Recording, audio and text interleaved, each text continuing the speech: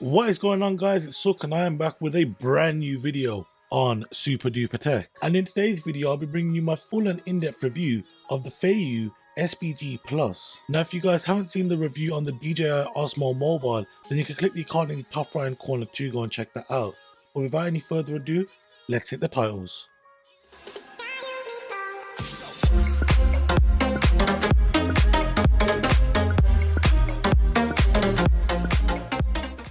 So the first thing that I do want to get into talking about is the overall design and the controls found on the gimbal itself. Now once you have downloaded and opened up the Feiyu application on your iPhone, you'll then have to turn on Bluetooth and then connect the SPG Plus up to your iPhone. And once the application and the SPG Plus have paired up together, you'll then be able to use the dedicated shutter button and record button. And towards the top of the right handle, you will notice that there is an LED status indicator light which will display different colors depending on what the gimbal is doing. And just below that, you will notice that there is a joystick which you can use to maneuver the gimbal in different positions. And using that joystick, you can pan the entire iPhone 360 degrees. You do also get full range of motion when you are tilting the iPhone as well, once again using that joystick. And once again, on the right handle, you will notice that there is a micro USB input port which will be used to charge up the Feiyu SPG Plus. This is the same handle that you will be inserting the removable battery.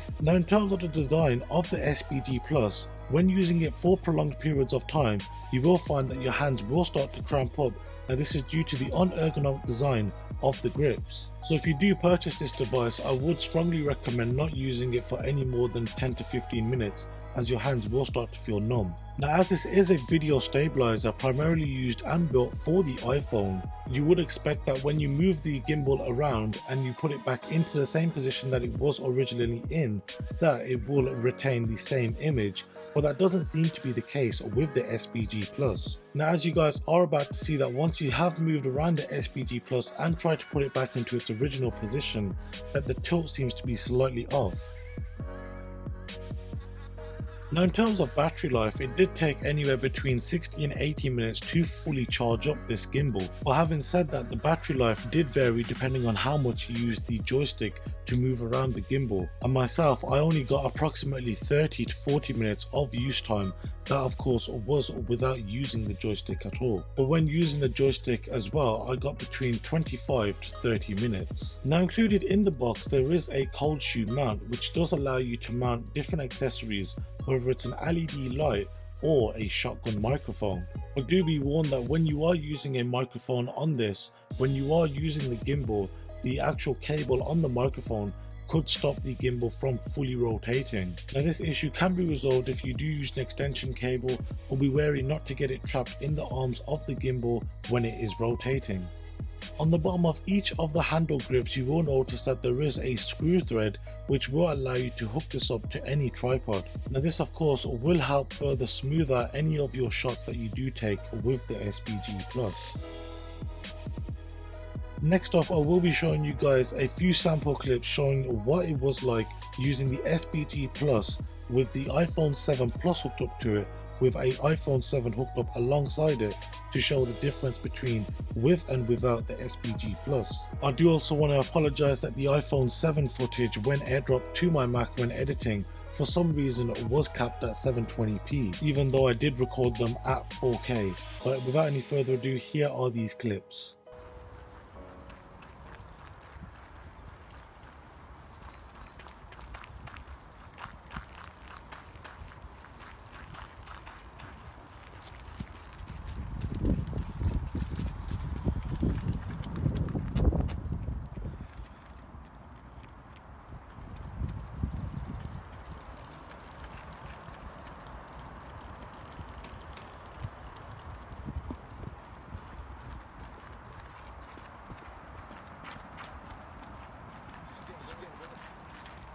Okay.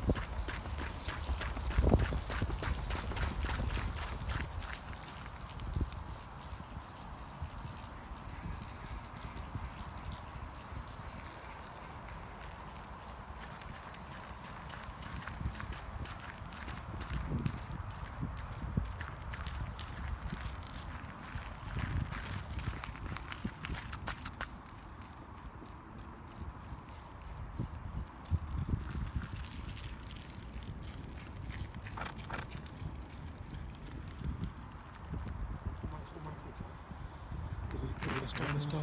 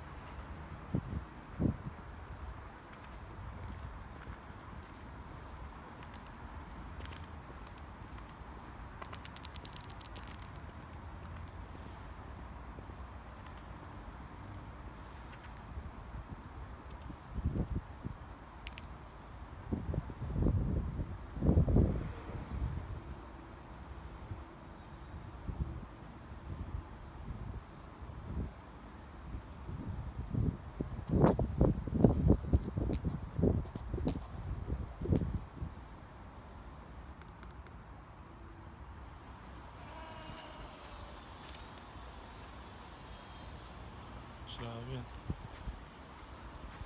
Mr. Out here vlogging, you know. It's a vlog, man.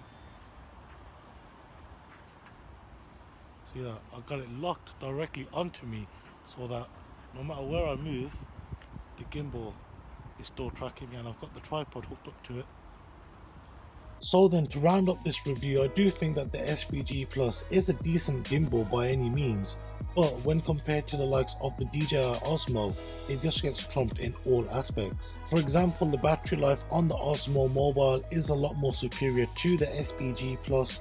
The ergonomic design of the Osmo Mobile, once again, is superior to the SPG Plus. Another example is that the features found in the SPG Plus are quite limited, at least when compared to the plethora of features found on the DJI application. For example, using the DJI application, you can have it track an object and have the gimbal move around with the iPhone to track that particular object, which is just one of those features that I would have liked to have seen in the Feiyu application. And at the end of the day, you are paying similar priced money for the Feiyu SPG Plus that you would pay for the DJI Osmo Mobile. And though on the surface these products do the exact same thing, it comes down to the applications and the features that these applications provide. And at the end of the day, I sure know where I would rather spend my money. So then guys, that has been it for today's video. I do hope you did enjoy it. If you did enjoy it, then make sure you smack that like button, and if you are new around here, then why not subscribe? If you have got any questions or queries, then leave them down below, and if you do want to see what video I am working on next, then go ahead and add me on my social media. Thank you guys very much for watching, and I'll see you guys next time. Have a good one.